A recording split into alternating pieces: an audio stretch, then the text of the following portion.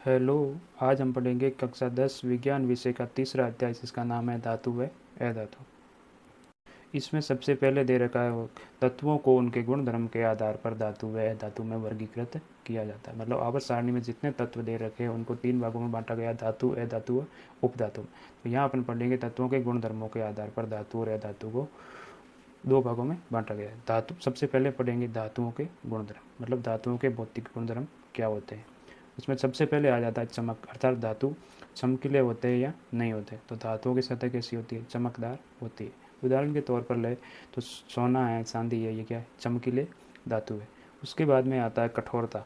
कठोरता अर्थात धातु कठोर होते हैं या नहीं होते। तो धातु सामान्यतः कठोर होते हैं। क्या होते हैं? कठोर होते हैं। उदाहरण के तौर पर ले तो लोहा है, तांबा है, ये कैसे? कठोर होते हैं। लेकिन इनमें एक अपवाद पाया जाता है, वो क्या? सोडियम, लिथियम, ये क्या है?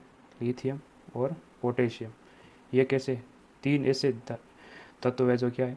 मुलायम होते हैं। क्या होते हैं? मुलायम। मतलब 3 एकमात्र ऐसे धातु है जो क्या होते हैं? मुलायम होते हैं, अर्थात इनको चाकू की सहायता से काटा जा सकता है।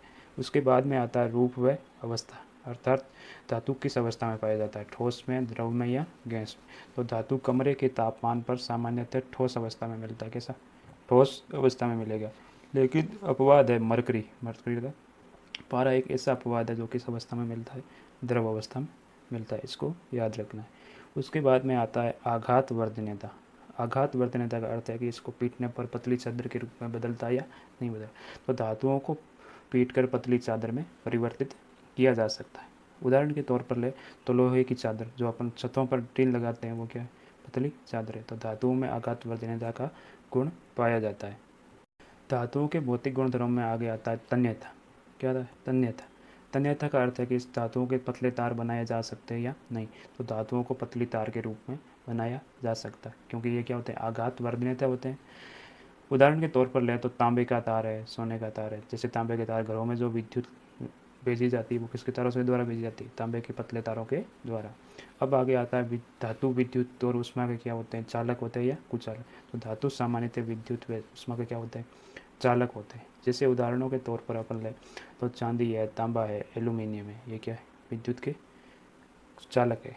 लेकिन 2 एकमात्र ऐसे धातु है जो क्या है? उष्मा के कुचालक है। क्या है? उष्मा के कुचालक होते हैं। इसको याद रखना है। उसके बाद में आता है घनत्व।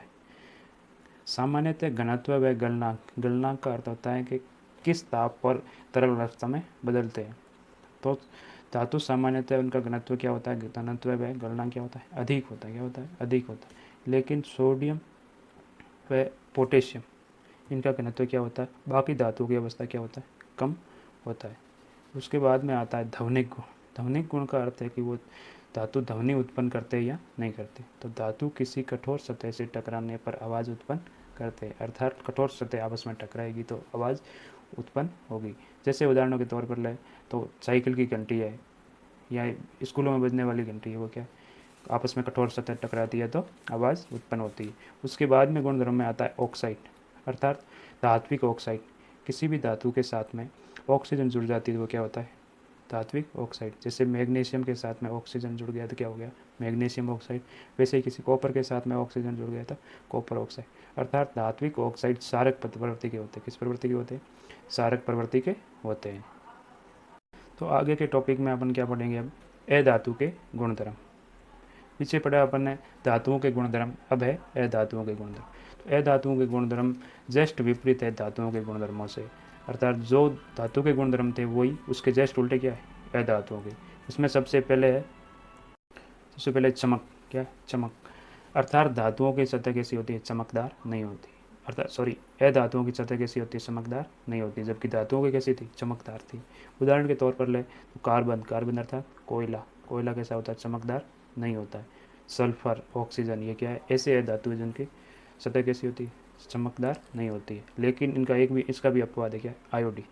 आयोडीन एकमात्र ऐसा है धातु है जो क्या होता है? चमकदार होता है। इसकी परत कैसी होती है? चमकदार होती है। उसके बाद में आता है कठोरता, अर्थात अधातु कठोर होते हैं या मुलायम होते हैं। तो अधातु सामान्यतः कैसे होते हैं? कठोर नहीं होते। कैसे होते हैं? कठोर नहीं होते। लेकिन एक अपवाद है। क्या है? हीरा। हीरा एक ऐसा पदार्थ है जो सबसे कठोर है धातु। क्या है? सबसे कठोर है धातु, अर्थात प्रकृति में पाए जाने वाले पदार्थों में सबसे कठोर क्या है? हीरा है। ये याद रखना है। उसके बाद में आता है रूप व अवस्था। क्या? रूप व अवस्था। यह धातु कमरे के तापमान पर यहाँ तो ठोस अवस्था में या गैस अवस्था में होते हैं, अर्थात यह धातु दो अवस्था में सामान्य से देखने को मिलते हैं, एक तो ठोस और गैस। लेकिन एक ब्रोमीन ऐसा अपवाद है, इसको याद रखना है, ब्रोमीन जो क्या है, द्रव अवस्था में पाया जाता है, इसको याद रखना है। ये एक ऐसा अपवाद है जो किस अवस्था में पाया जाता है, द्रव अवस्था में पाया जाता है। अब आगे आघात वर्धनता। आघात वर्धनता का अर्थ है कि उसको पीटने पर फैलता है या नहीं, मतलब फैलने का गुण पाया जाता है कि नहीं पाया जाता, अर्थात यह धातु आघात वर्धनता नहीं होते हैं। ये कैसे होते हैं? क्षणभंगुर, अर्थात पीटने पर बिखर जाते हैं। अब आगे आता है तन्यता। तन्यता अर्थात तार बनाया जा सकता है नहीं, तो यह धातुओं से पतला तार नहीं बनाया जा सकता, क्योंकि ये कैसे होते हैं? क्षणभंगुर होते हैं। उसके बाद में आता है गुणधर्मों में, विद्युत व उष्मा के चालक होते हैं या नहीं होते, तो यह धातु विद्युत व उष्मा के क्या होते हैं? कुचालक होते हैं। जबकि इसमें एक अपवाद है जिसको याद रखना है, ग्रेफाइट। ये एक ऐसा धातु है जो क्या होता है? विद्युत का सुचालक होता है। उसके बाद में गुणधर्मों में आता है ध्वनिक गुण। ध्वनिक गुण अर्थात यह धातु कठोर सतह से टकराने पर आवाज़ उत्पन्न नहीं करते, अर्थात इसमें ध्वनिक गुण नहीं पाया जाता। उसके बाद में आता है ऑक्साइड। ऑक्साइड मतलब अधातु के साथ में यदि कोई ऑक्सीजन जुड़ जाए तो क्या होता है? अधात्विक ऑक्साइड। जैसे कार्बन के साथ में ऑक्सीजन जुड़ के क्या बन गया? Carbon dioxide. तो अधात्विक ऑक्साइड किस प्रवृत्ति के होते हैं? अम्लीय प्रवृत्ति के होते हैं। जबकि धातुओं के कैसे थे? क्षारक प्रवृत्ति के थे। अब अगले टॉपिक में हम पढ़ेंगे धातुओं के रासायनिक गुणधर्म, अर्थात धातु किसी भी पदार्थ के साथ क्रिया करके कैसे गुणधर्म दर्शाते हैं। उसमें सबसे पहले धातु की वायु के साथ अभिक्रिया। वायु के साथ अभिक्रिया तो देखते हैं, धातुएं ऑक्सीजन के साथ अभिक्रिया करके धातु ऑक्साइड बनाती है। अब वायु का नाम आया तो यहाँ सबसे पहले अपने किसको लिया? ऑक्सीजन को लिया। क्यों लिया? क्योंकि वायुमंडल में दो सबसे अधिक गैसें पाई जाती है, एक तो पाई जाती है नाइट्रोजन और एक ऑक्सीजन। नाइट्रोजन एक ऐसी गैस है जो किसी पदार्थ के साथ क्रिया नहीं करती है, इसलिए नाइट्रोजन नहीं लेंगे। ऑक्सीजन एक ऐसी गैस है जो किसी भी पदार्थ के साथ क्या कर देती है? तुरंत क्रिया कर लेती है। अभिक्रिया करने के कारण इसको वायु के स्थान पर सबसे पहले किसको लेते हैं? ऑक्सीजन को लेते हैं। तो धातु एक ऑक्सीजन के साथ अभिक्रिया करके धातु ऑक्साइड बनाती है। धातु ऑक्साइड का मतलब, जैसे मैग्नीशियम एक क्या है? धातु है, इसके साथ में ऑक्सीजन मिलकर क्या हो गया? धात्विक ऑक्साइड बन गया। एग्जाम्पल के तौर पर ले तो कॉपर को वायु की उपस्थिति में गर्म किया जाता है तो ये ऑक्सीजन के साथ मिलकर काले रंग का एक कॉपर ऑक्साइड बनाती है। अर्थात किसी धातु के साथ ऑक्सीजन मिल गई, क्या बन गई? ऑक्सीजन मिल गई तो क्या बन जाएगा? धात्विक ऑक्साइड, धातु ऑक्साइड। क्या? धातु ऑक्साइड। जैसे कॉपर, कॉपर के साथ में क्या मिला? ऑक्सीजन, O2, क्या बना? O2। अभिक्रिया की तो क्या मिल गया? उत्पाद के रूप में अपने क्या मिला? 2COUO, copper oxide. उसके बाद में एक और उदाहरण ले तो एल्यूमिनियम, Al, इसके साथ में मिला O2, कितने? O2 कितने अणु मिले? 3, तो क्या मिला अपने को? 2Al2O3, aluminium oxide. अर्थात धातु ऑक्सीजन के साथ अभिक्रिया करके क्या बनाती है? धातु ऑक्साइड बनाती है। पिछले पेज में अपन ने पढ़ा कि धातु ऑक्सीजन के साथ क्रिया करके क्या बनाती है? धातु ऑक्साइड बनाती है। जबकि सभी धातुएं ऑक्सीजन के साथ एक तरह से क्रिया नहीं करके अलग अलग तरह से अभिक्रिया दर्शाती है, ठीक है, जिसको अपन पढ़ेंगे। तो सोडियम व पोटेशियम ऑक्सीजन के की उपस्थिति में क्या होते हैं? आग पकड़ लेते हैं। क्या कर लेते हैं? आग पकड़ लेते हैं। मतलब ये एकमात्र ऐसे धातु है, सोडियम और पोटेशियम, जो ऑक्सीजन की उपस्थिति में होते ही क्या हो जाते हैं? आग पकड़ लेते हैं, जिसको रोकने के लिए मिट्टी का तेल अर्थात केरोसिन में डुबोकर रखा जाता है। उसके बाद में आता है मैग्नीशियम, एल्यूमिनियम, जिंक और लेड। ये सभी वायु के साथ धीरे धीरे अभिक्रिया करते हैं, धीरे धीरे अभिक्रिया करते हैं और इन धातुओं पर ऑक्साइड की क्या होता है? परत चढ़ जाती है। उसके बाद में आता है फेरस अर्थात लोहा। वायु में गर्म करने पर कोई अभिक्रिया नहीं दर्शाता, अर्थात कोई ऑक्साइड नहीं बनाता, लेकिन लोह चूर्ण है वो, उसको गर्म करने पर धीरे धीरे तेज़ी से क्या करता है? जलने लगता है। उसके बाद में आता है कॉपर। कॉपर वायु की उपस्थिति में क्या होती है? उस पर काले रंग की परत चढ़ जाती है, ठीक है। उसके बाद में आता है सिल्वर और सोना। दोनों वायु के साथ कोई अभिक्रिया नहीं करते हैं, ये प्रकृति में कैसे पाए जाते हैं? स्वतंत्र रूप में भी पाए जाते हैं, इसलिए इनको आभूषणों के रूप में उपयोग किया जाता है, क्योंकि ये ऑक्सीजन के साथ क्रिया करके अपना रंग बदलते नहीं है। धातु ऑक्साइड से संबंधित एक और शब्द आता है जिसका नाम है उभयधर्मी ऑक्साइड। ऐसे धातु ऑक्साइड जो अम्ल तथा क्षार के साथ क्रिया करके अर्थात अभिक्रिया करके लवण, अम्ल नहीं है क्या, लवण तथा जल प्रदान करते हैं, क्या करते हैं? जल प्रदान करते हैं उन्हें क्या बोलते हैं, उभयधर्मी ऑक्साइड। अर्थात ऐसे धातु ऑक्साइड जो अम्ल तथा क्षार दोनों से क्रिया करते हैं। और दो कंडीशन दी गई है, अम्ल के साथ भी क्रिया करते हैं और क्षार के साथ में भी अभिक्रिया करके लवण तथा जल बनाते हैं, उन्हें क्या बोलते हैं, उभयधर्मी ऑक्साइड। यहाँ उदाहरण के तौर पर लें तो एल्यूमिनियम ऑक्साइड है, ये क्या है, एक धात्विक ऑक्साइड है। अपने धात्विक ऑक्साइड पढ़ा, जैसे मैग्नीशियम के साथ ऑक्सीजन जुड़ गया तो क्या बन गया, मैग्नीशियम ऑक्साइड। कॉपर ऑक्साइड वैसे ही क्या है, एल्यूमिनियम ऑक्साइड। इसके साथ में क्या मिला है, अम्ल ने की क्रिया, क्या है, अम्ल। मतलब अम्ल व क्षार अलग अलग क्रिया कर रहे हैं परंतु उत्पाद के रूप में एक ही चीज़ बना रहे हैं, वो क्या है, लवण व जल। तो एल्यूमिनियम ऑक्साइड और अम्ल दोनों आपस में क्रिया करते हैं तो क्या बनता है, एल्यूमिनियम क्लोराइड और जल बनता है। ये क्या है, लवण है, क्या है, लवण, और यह हो गया जल। अब देखो कि वही धातु ऑक्साइड मतलब एल्यूमिनियम ऑक्साइड अम्ल के साथ में क्रिया की, अर्थात हाइड्रोक्लोरिक अम्ल के साथ क्रिया की, और वही धातु ऑक्साइड सारक के साथ भी क्रिया करता है, अर्थात NaOH सोडियम हाइड्रो ऑक्साइड। तो ये अर्थात ये क्या है, सारक है, क्या सारक है। इसके साथ भी क्रिया करके क्या बनाएगा, लवण, अर्थात NaAlO2 सोडियम एल्यूमिनियम ऑक्साइड। ये क्या है, लवण है और जल बनाता है, क्या बनाता है, जल बनाता है। अर्थात एक मतलब एक ही धातु ऑक्साइड मतलब अम्ल व क्षार के साथ में क्रिया करके क्या बनाता है, लवण व जल बनाता है, इसलिए इसे क्या बोलेंगे, उभयधर्मी ऑक्साइड बोलेंगे। अब आगे है धातुओं के रासायनिक गुणधर्म में दूसरा टॉपिक है, उसका नाम है धातुओं की जल के साथ अभिक्रिया।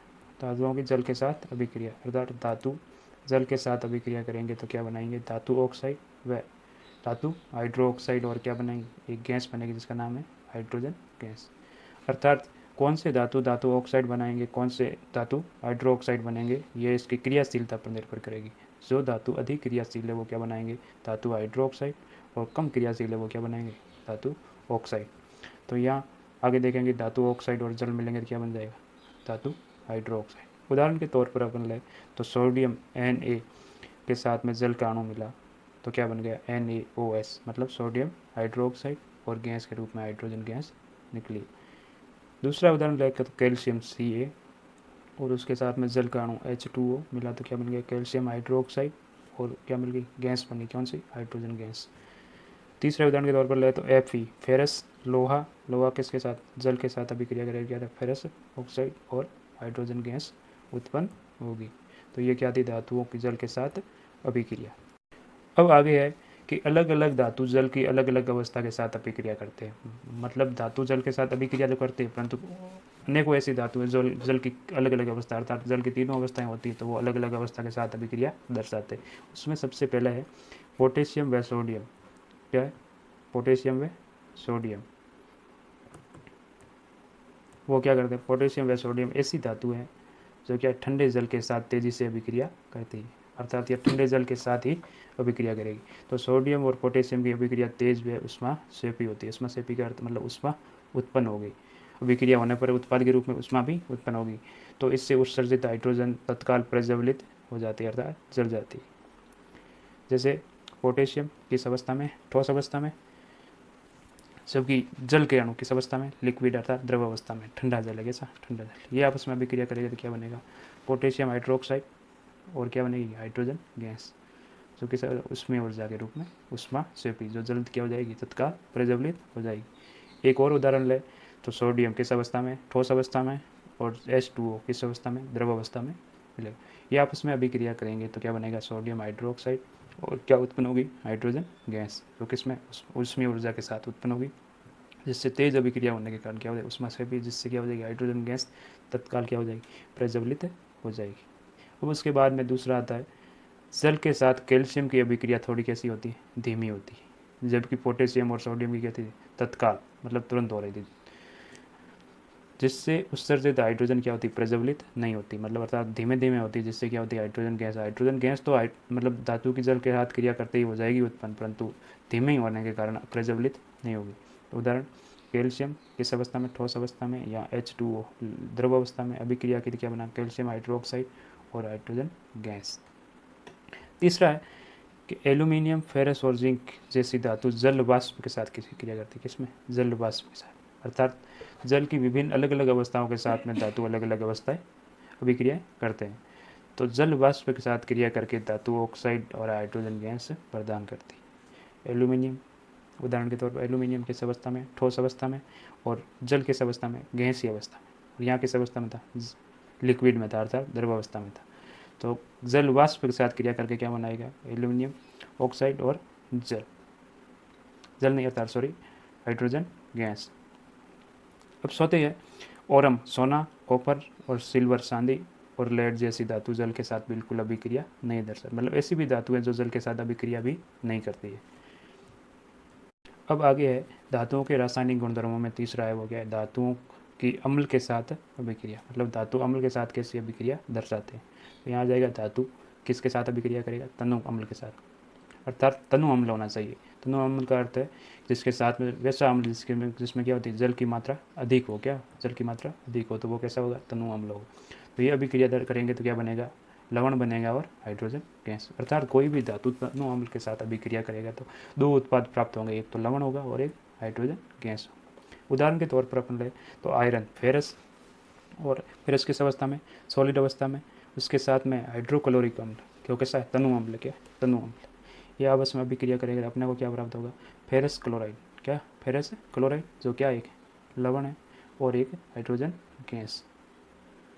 ठीक है, एक और उदाहरण ले, एल्यूमिनियम ठोस अवस्था में, इसको इसके साथ में यदि HCl हाइड्रोक्लोरिक अम्ल जो क्या है, तनु अम्ल है, यह आपस में अभिक्रिया करेगा, अपने को लवण के रूप में क्या होगा, एल्यूमिनियम क्लोराइड, और गैस के रूप में क्या होगी, हाइड्रोजन गैस मिलेगी।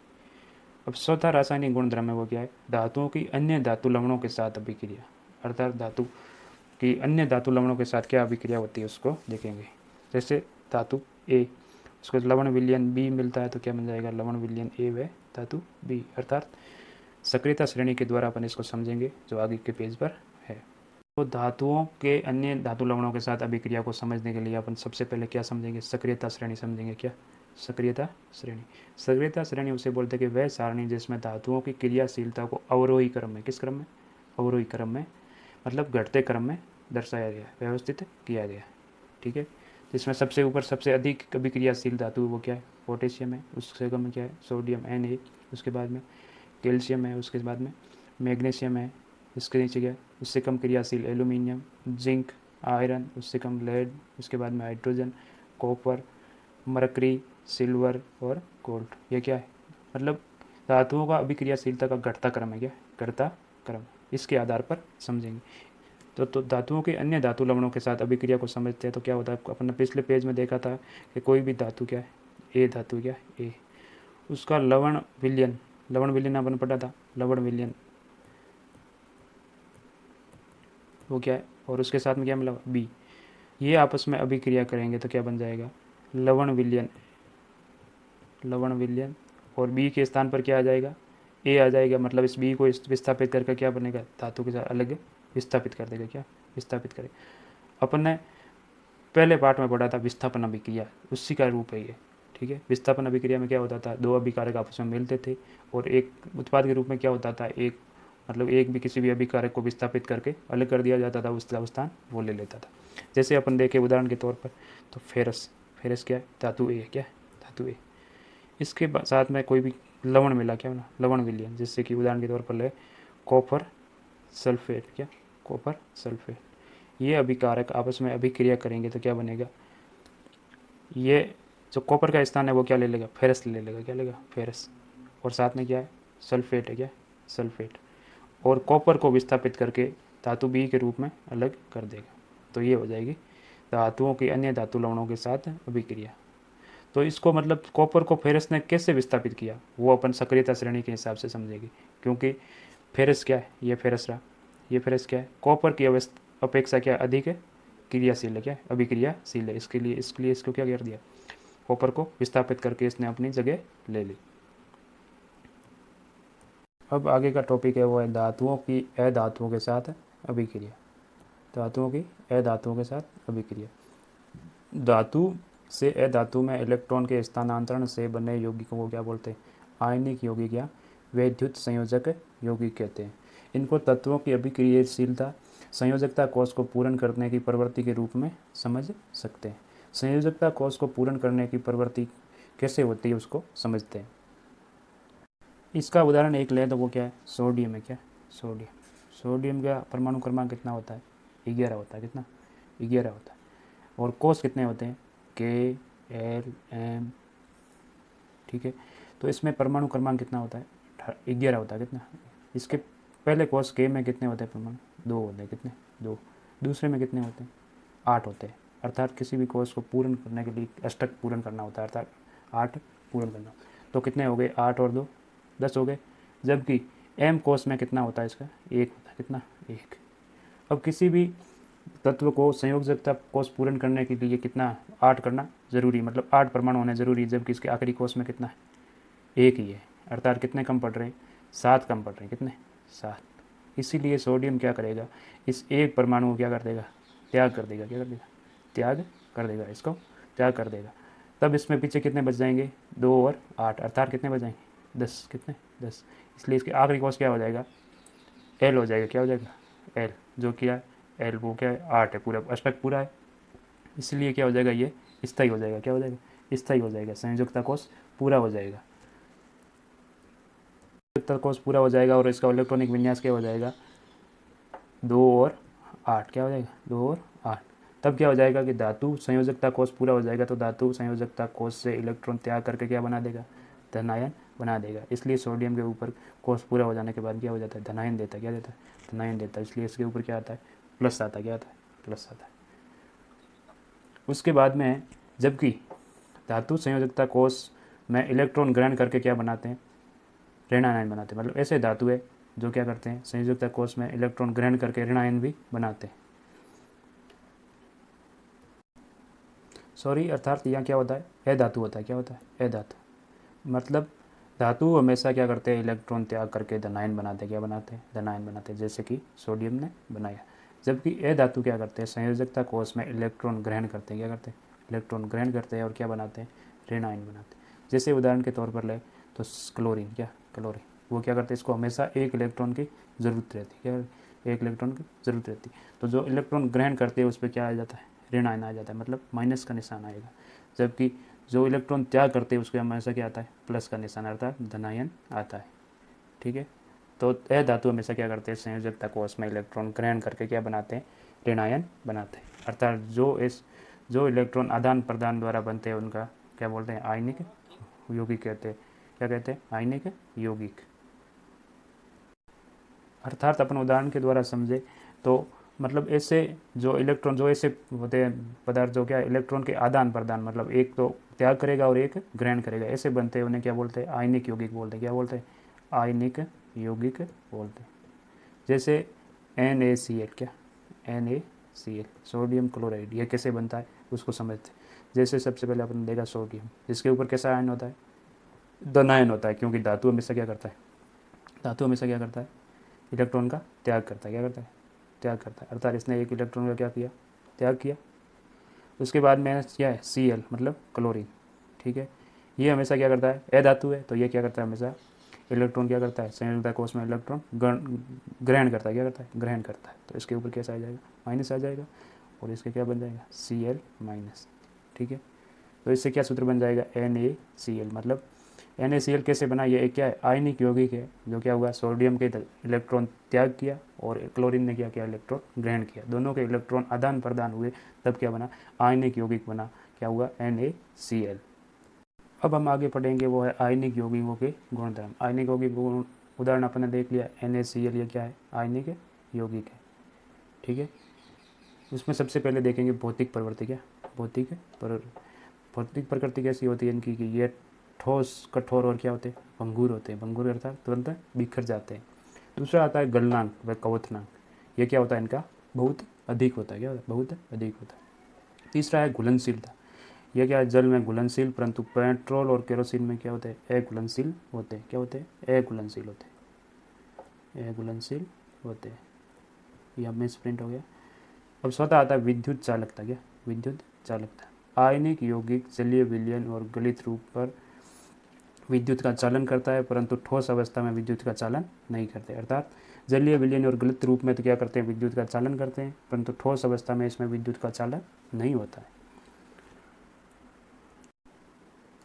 अब हम पढ़ेंगे धातुओं की प्राप्ति, अर्थात धातुओं को किस प्रोसेस से प्राप्त किया जाता है, उस पूरी पद्धति को क्या बोलते हैं, प्रक्रिया को क्या बोलते हैं? धात्विकी बोलते हैं। क्या बोलते हैं? धातु, मतलब धातु को प्राप्त करने की प्रक्रिया ही क्या कहलाती है? धात्विकी कहलाती है।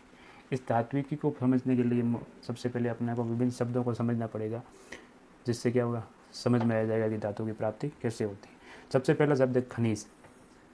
खनिज किसे कहते हैं? पृथ्वी की भूप्रकृति में प्राकृतिक रूप से पाए जाने वाले तत्व या यौगिकों को क्या कहते हैं? खनिज कहते हैं। अर्थात पृथ्वी की भूप्रकृति में अंदर की परतों के अंदर, मतलब खूब नीचे, मतलब भूप्रकृति के अंदर जो प्राकृतिक रूप से तत्व या यौगिक पाए जाते हैं उन्हें क्या कहते हैं? खनिज कहते हैं। क्या कहते हैं? खनिज। और दूसरा शब्द आता है वो है अयस्क। क्या?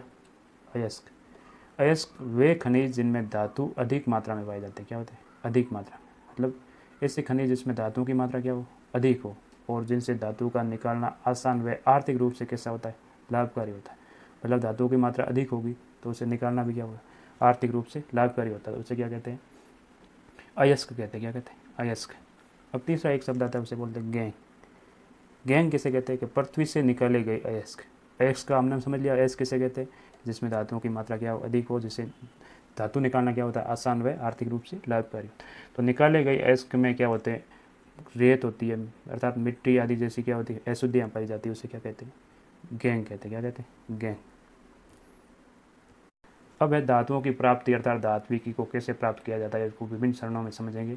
इसमें 3 चरण समझाए गए। कितने? 3। सबसे पहले होगा जो खनिज के रूप में हमने वो धातु, मतलब अर्थात अयस्क प्राप्त हुए, उसका समृद्धिकरण करना। क्या करना? समृद्धिकरण करना। उसके बाद में समृद्धिकरण के बाद में दूसरे चरण में हो जाएगा धातुओं का निष्कर्षण। धातुओं का निष्कर्षण के बाद में उसका क्या हो जाएगा? परिष्करण। क्या हो जाएगा? परिष्करण। इस सभी प्रक्रिया को अपन अलग अलग चरणों में पढ़ेंगे। सबसे पहले है अयस्क को होगा क्या होगा? समृद्धिकरण। क्या होगा? क्या होगा? समृद्धिकरण। अब पहले चरण में है वो क्या? अयस्कों का समृद्धिकरण। क्या? समृद्धिकरण। उसमें जो मतलब अपने को खनिज मिलता है, अर्थात अयस्क मिलता है, उसमें क्या होता है? अयस्क भी होता है और गैंग, गैंग अर्थात रेत, मिट्टी आदि अशुद्धियाँ भी होती है।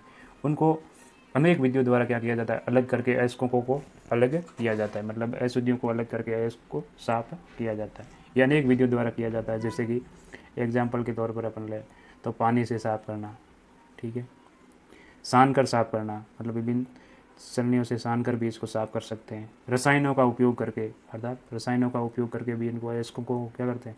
अलग कर सकते हैं, ठीक है। चुंबकीय विधि द्वारा, चुंबक के द्वारा भी विभिन्न धातुओं को क्या किया जाता है? अलग किया जा सकता है। मतलब अयस्क होते हैं वो क्या है? चुंबक के चिपक जाएंगे, अशुद्धियाँ अलग हो जाएगी। मतलब अयस्क से गैंग को अलग करने के बाद में क्या होता है? उस अयस्क अयस्क हो जाएगा, अयस्क में क्या होगा? धातु होगा, तो उसको क्या होगा? अयस्क से धातुओं को क्या किया जाता है? अलग किया जाता है।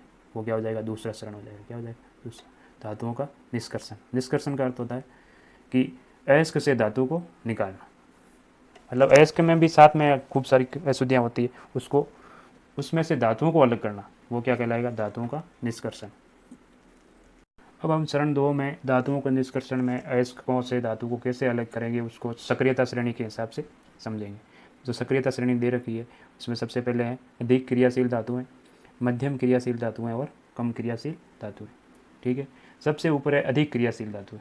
इनका कैसे निष्कर्षण किया जाता है, मतलब अयस्कों से धातुओं को कैसे अलग किया जाता है, वो है विद्युत अपघटन। विद्युत अपघटन द्वारा किया जाता है, क्योंकि ये अधिक क्रियाशील धातुएं स्वतंत्र रूप में नहीं मिलती है, ठीक है, स्वतंत्र रूप में नहीं मिलती है, जिसके कारण क्या करना जाता है? विद्युत अपघटन द्वारा धातुओं को क्या कर दिया जाता है? अलग कर दिया जाता है। उसके बाद में आती है मध्यम क्रियाशील। मध्यम क्रियाशील में जैसे जिंक हो गया, फेरस हो गया, लेड हो गया, कॉपर हो गया। इसको कैसे करते हैं? तो इसको सल्फाइड या ऑक्साइड, मतलब अयस्कों में क्या सल्फाइड, ऑक्साइड तथा कार्बोनेट के रूप में पाई जाती है। ये कैसे धातु किस में, अयस्क किस में पाए जाते हैं? सल्फाइड, ऑक्साइड और कार्बोनेट के रूप में पाए जाते हैं। इनको कार्बन द्वारा अपचयन करवाया जाता है। क्या? कार्बन द्वारा अपचयन अभिक्रिया करवा कर अलग किया जाता है, ठीक है, क्योंकि इसके अयस्क किस रूप में पाए जाते हैं? सल्फाइड, सल्फाइड, दूसरा हो जाएगा कार्बोनेट। इनको अलग करने के लिए किसका उपयोग किया जाता है? कार्बन का उपयोग किया जाता है। जबकि कम क्रियाशील धातु होती है, जैसे चांदी है, सोना है, ये क्या होते हैं? प्रकृति में स्वतंत्र अवस्था में पाए जाते हैं। क्या है? स्वतंत्र अवस्था में, अर्थात ये अयस्कों के अंदर क्या होते हैं? स्वतंत्र रूप में पाए जाते हैं। अब धातुओं का निष्कर्षण, विद्युत अपघटन और कार्बन के उपयोग से अपचयन कैसे होता है, वो अपन अगले पेज में समझेंगे। धातुओं के निष्कर्षण को मतलब एक सारणी के द्वारा भी समझाया गया है, जिसको अपन निम्न प्रकार समझ लेंगे। जैसे सबसे पहले अपने को क्या प्राप्त हुआ, अयस्क प्राप्त हुआ। क्या हुआ, अयस्क। उसमें शरण फेस्ट में क्या हो गया, मतलब इसको अशुद्धियों को अर्थात गैंग को क्या कर दिया, अलग कर दिया। उसके बाद में अपने को धातुओं का क्या करना है, निष्कर्षण करना है। क्या करना है, निष्कर्ष। तो अपने पास 3 प्रकार की धातुएं होती है। कितने प्रकार की, 3 प्रकार। एक तो होती है उच्च अभिक्रियाशील धातुएं, ठीक है। कौन सी, उच्च अभिक्रियाशील। उच्च अभिक्रियाशील धातुओं में जैसे कैल्शियम, पोटेशियम है, सोडियम है, कैल्शियम है ये। दूसरी होती है मध्यम अभिक्रियाशील धातु है। मध्य में आ जाएगा जिंक है, फेरस है, ठीक है, लेड है। और एक होती है निम्न अभिक्रियाशील धातु है, जैसे सोना है, चांदी है। ये क्या है, निम्न अभिक्रियाशील धातु। तो उस अभिक्रियाशील धातुओं को कैसे प्राप्त करेंगे, तो गलित धातु का क्या करेंगे, विद्युत अपघटन करेंगे। क्या करेंगे, विद्युत अपघटन द्वारा शुद्ध धातु प्राप्त करेंगे। मध्यम अभिक्रियाशील धातुएं होती है, उसके अयस्क 2 रूप में पाए जाते हैं। एक तो पाया जाता है कार्बोनेट अयस्क और दूसरा है सल्फाइड अयस्क के रूप में पाया जाता है। कार्बोनेट अयस्क होगा उसका क्या किया जाएगा, निस्तापन किया जाएगा, जो अपन अगले पेज में पढ़ेंगे। सल्फाइड अयस्क होगा उसका क्या होगा, वर्जन होगा। क्या होगा, वर्जन। उसके बाद में इनका क्या होगा, धातु का ऑक्साइड। ऑक्साइड के बाद में इसका कार्बन की उपस्थिति में क्या हो जाएगा, अपचयन हो जाएगा। क्या हो जाएगा, अपचयन। और उसके बाद में धातु का क्या होगा, शोधन, मतलब शुद्ध धातु प्राप्त होगी।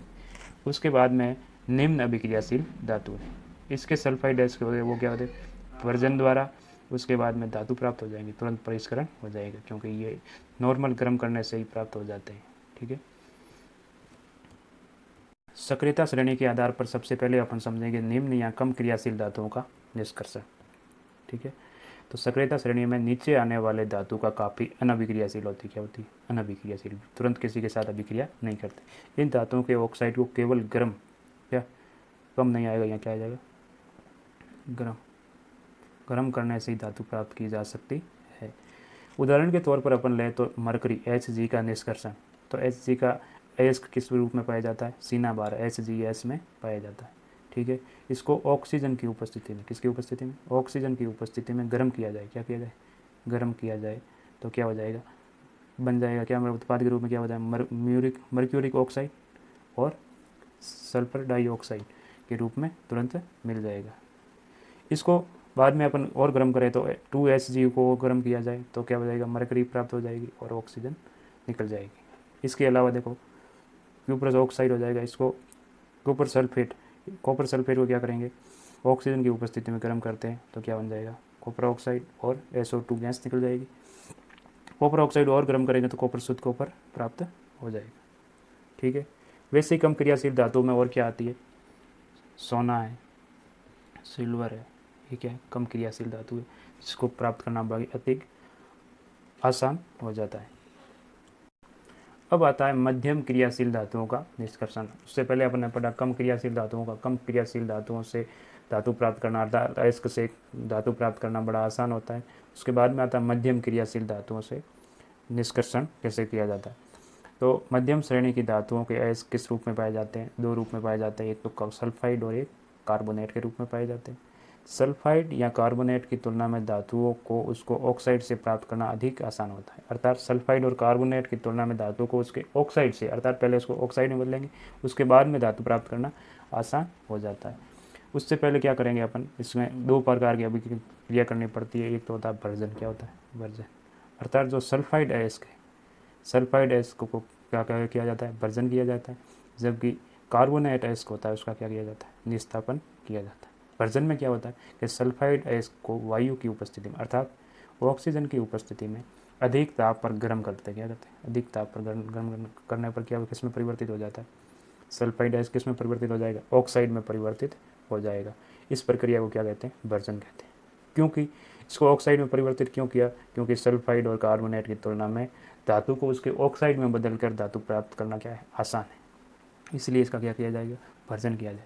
सल्फाइड अयस्क का वर्जन किया, जैसे ZnS, इसको ऑक्सीजन की उपस्थिति में क्या किया, अधिक ताप पर गर्म किया। क्या किया, गर्म किया, तो क्या बन गया, जिंक ऑक्साइड और सल्फर डाई ऑक्साइड गैस निकल गई, ठीक है। तो इसको किस में बदल दिया, जिंक ऑक्साइड में, अर्थात इसको किस रूप में बदल दिया, सल्फाइड से ऑक्साइड में बदल दिया। वैसे ही कार्बोनेट अयस्क को मतलब ऑक्साइड में बदलने के लिए क्या करवाया जाता है, निस्तापन किया जाता है। क्या किया जाता है, निस्तापन। तो कार्बोनेट अयस्क को सीमित मात्रा में अधिक ताप पर क्या किया जाता है, गर्म करने पर यह ऑक्साइड में परिवर्तित हो जाता है। इस प्रक्रिया को क्या बोलेंगे? निस्तापन बोलेंगे। क्या बोले? निस्तापन। जैसे ये हो गया जिंक ऑक्साइड, ठीक है, इसको किसकी उपस्थिति में? सीमित वायु, किसमें? सीमित वायु की उपस्थिति, क्योंकि यहाँ तो फुल उपस्थिति थी, सल्फाइड आयस्क में क्या है? फुल वायु, फुल उपस्थिति थी, और यहाँ क्या है? सीमित मात्रा में ऑक्सीजन दे के गर्म करेंगे। क्या करेंगे? गर्म करेंगे तो जिंक ऑक्साइड और कार्बोनेट अलग हो जाएगा। तो ये तो हो गया सल्फाइड व कार्बोनेट आयस्क को किस में बदल दिया? ऑक्साइड में बदल दिया। अभी तक धातुओं का निष्कर्षण नहीं हो गया, अब तक किस में बदला है? ऑक्साइड में बदलेंगे। ऑक्साइड से धातु कैसे प्राप्त करेंगे वो पढ़ेंगे अपन अगले पेज पर। अब मध्यम श्रेणी के धातुओं से क्या होगा? मतलब सल्फाइड और कार्बोनेट आयस्क को किस में बदला? ऑक्साइड में बदला। किस अभिक्रिया? भर्जन व निस्तापन के द्वारा किस में बदल दिया? भर्जन व निस्तापन के बाद विभिन्न धातु किस में बदल गए? ऑक्साइड में बदल गए। इन ऑक्साइडों को अपचायक का उपयोग कर किस में बदलेंगे? धातु प्राप्त करेंगे। अपचाय किसे कहते हैं? कि अपचयन में ऑक्सीजन को हटाना, अर्थात ऑक्साइड में क्या है? ऑक्सीजन, उसको हटाने के लिए अपचयन के लिए कुछ अपचायक का उपयोग किया जाता है। किसका? अपचायक का उपयोग किया जाता है। जैसे अपचायक के रूप में कार्बन है, कार्बन मोनोऑक्साइड है, हाइड्रोजन है, ये क्या अपचायक है? क्या अपचायक है? जो क्या करते हैं? ऑक्सीजन को हटाते हैं। जैसे अपने को एक एस प्राप्त हुआ था, इसके से सल्फाइड से क्या हुआ था? जिंक ऑक्साइड प्राप्त हुआ था। सल्फाइड एस को किस में बदला था अपन? जिंक ऑक्साइड में। तो इसको क्या करेंगे? कार्बन के साथ अभिक्रिया करवाएंगे। किसके साथ? कार्बन के साथ अभिक्रिया करवाएंगे तो क्या हो जाएगा? कार्बन मोनोऑक्साइड अलग हो जाएगी और जिंक अपने को क्या हो जाएगा? शुद्ध धातु के रूप में प्राप्त हो जाएगा। तो ये तो हो गई मध्यम श्रेणी के धातुओं का निष्कर्षण। इसमें सबसे पहले क्या होता था? सल्फाइड और कार्बोनेट आयस्क थे, उनको भर्जन व निस्तापन अभिक्रिया, अर्थात सल्फाइड थे उसका भर्जन किया और कार्बोनेट आयस्क थे उसका निस्तापन किया। सल्फाइड व कार्बोनेट आयस्क को ऑक्साइडों में बदला, ऑक्साइडों में बदलकर उसको ऑक्सीजन को अलग करने के लिए विभिन्न अपचायकों का उपयोग किया और शुद्ध धातु प्राप्त की। अब हम समझेंगे अधिक क्रियाशील धातुओं का निष्कर्षण। अधिक क्रियाशील धातु कौन कौन से होते हैं? जैसे पोटेशियम है, सोडियम है, कैल्शियम है, मैग्नीशियम है, ये क्या है? अधिक क्रियाशील धातु। ये धातु अभिक्रियाशीलता श्रेणी में सबसे ऊपर स्थित है। कहाँ है? अभिक्रियाशीलता जो अपन देखी थी उसमें क्या सबसे ऊपर स्थित थे। ये अत्यंत अभिक्रियाशील होते हैं। क्या होते हैं? अत्यंत अभिक्रियाशील होते हैं। इन्हें कार्बन अपचायकों के साथ गर्म करने से यौगिक प्राप्त नहीं किया जा सकता। कार्बन अपचायक कौन कौन से? जैसे कार्बन था, कार्बन मोनोऑक्साइड था, हाइड्रोजन था, जो अपन देखे थे मध्यम श्रेणी के धातुओं के निष्कर्षण में, वो क्या थे? कार्बन अपचायक थे। उनको उसके साथ गर्म करके इनको प्राप्त नहीं किया जा सकता क्योंकि ये अधिक अभिक्रियाशील होते हैं।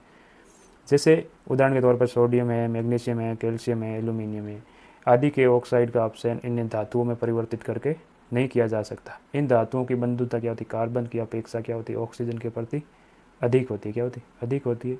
इसलिए इन धातुओं को किसके द्वारा प्राप्त किया जाता है? विद्युत अपघटनी विधि द्वारा, जिसमें क्या होता है? अपचयन करके, अपचयन द्वारा प्राप्त किया जाता है। जैसे अपन उदाहरण के तौर पर ले तो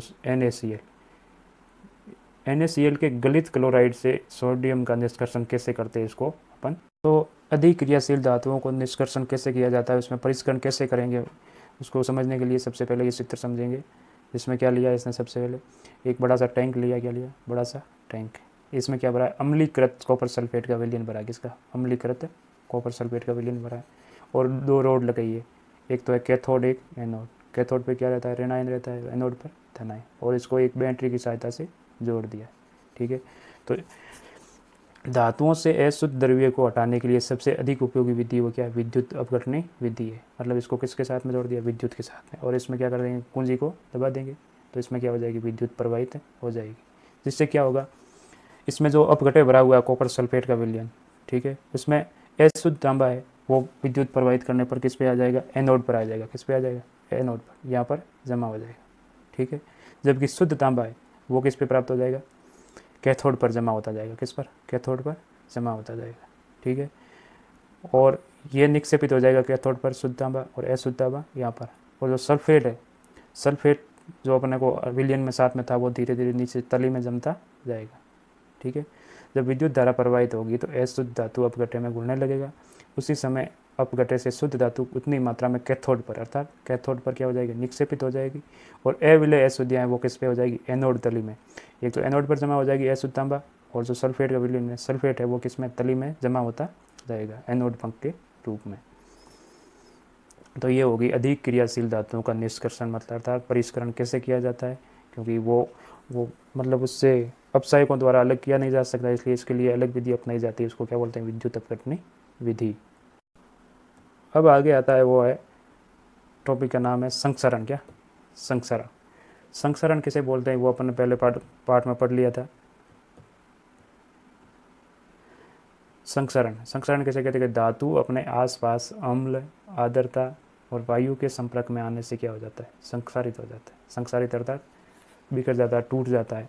ठीक है, क्योंकि धातु अम्ल, आर्द्रता अर्थात ऑक्सीजन के साथ में क्या करती है? क्रिया करती है। क्रिया करने से साथ में उसका क्या होता है? नष्ट हो जाती है। जैसे उदाहरण के तौर पर ले एजी सिल्वर, जो वायु अर्थात ऑक्सीजन की उपस्थिति में कैसी हो जाती है? काली हो जाती है। कारण क्या है?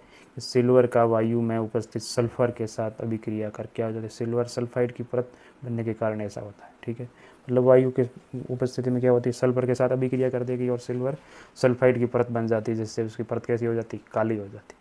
दूसरा उदाहरण है तो कॉपर। कॉपर क्या होता है? वायु में उपस्थित आर्द्र कार्बन डाइऑक्साइड के साथ अभिक्रिया करता है, जिससे इसकी सतह से भूरे रंग की चमक धीरे धीरे खत्म हो जाती है और इस पर हरे रंग की परत चढ़ जाती है। ये हरा पदार्थ क्या है? कॉपर कार्बोनेट बना देता है, जिससे क्या कैसा दिखेगा? हरे कलर का दिखेगा। तीसरा उदाहरण ले अपन संक्षारण का तो है फेरस अर्थात लोहा।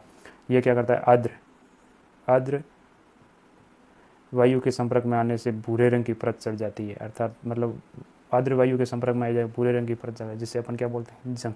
जंग लगना, जिससे क्या हो जाएगी? उस पर जंग अर्थात संक्षारण हो जाएगी। अब इस संक्षारण से सुरक्षा कैसे पाए? ठीक है, सुरक्षा कैसे पाई जाती? धातुओं को संक्षारण से बचाने के लिए विभिन्न विधियाँ अपनाई जाती है, जैसे कि पेंट करना, तेल लगाना, यशद लेपन, क्रोमियम लेपन, एनोडीकरण या मिश्र धातु बनाकर।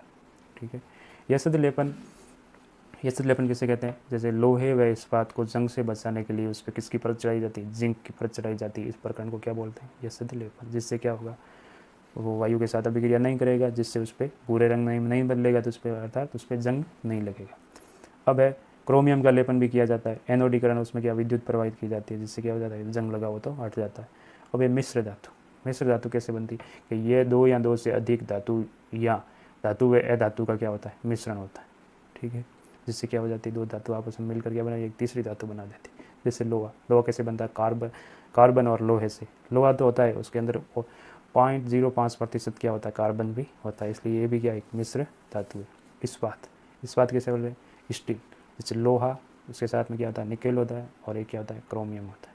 इससे क्या बनता है? मिश्र धातु के रूप में इस्पात प्राप्त होता है। वैसे ही पीतल होता है। पीतल किससे बनता है? कॉपर व जिंक से बनता है। किससे? कॉपर व जिंक से। एक होता है कांसा, कांसा कैसे बनता है? कॉपर व टिन से। मिश्र धातुओं को याद करने के लिए, अर्थात मिश्र धातु किन किन धातुओं से मिलकर बनी हुई, इसके लिए अपन एक अलग से वीडियो बनाएंगे, वो भी किसके साथ? ट्रिक के साथ। किसके साथ? ट्रिक के साथ, जो आसानी से याद हो जाए। तो बच्चों ये वो तीसरा पार्ट हुआ पूरा। अब मिलते हैं अगले पार्ट में, जिसका नाम क्या है? कार्बन व उसके यौगिक। जो चौथा पार्ट है उसको जल्दी लाएंगे। तब तक के लिए Ram Ram, thank you, bye bye.